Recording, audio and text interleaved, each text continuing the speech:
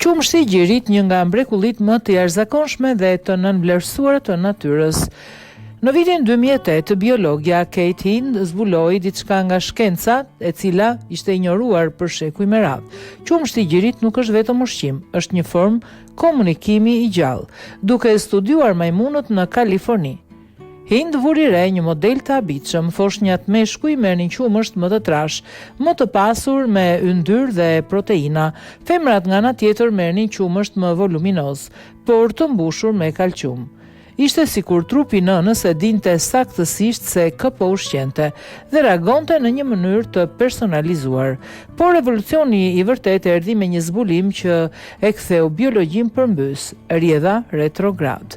Kur një i porsalindur thith, një pikë e vogël e bështymës së tij kthehet në trupin e nënës, indi i gjirit e analizon atë si laborator i vogël i gjallë dhe në varësi të asaj që gjen, ethe, infeksion, stres, përbërja e qumshtit ndryshon brenda disa orësh. Nëse foshnja ka infeksion, nëna prodhon antitrupa të përshtatur. Nëse foshnja është e stresuar, qumshti ndryshon me hormone që e qetësojnë ose e forcojnë atë.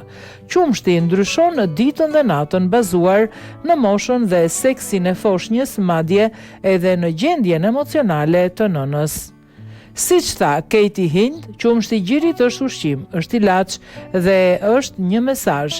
Deri më sot asnjë teknologji në botë nuk ka arritur ta replikojë këtë dialog të heshtur midis dy trupave, një gjuhë sofistikuar dhe e padukshme që shpaloset pik pas pike, një nga mrekullitë më të jashtëzakonshme dhe të nënvlerësuara të natyrës.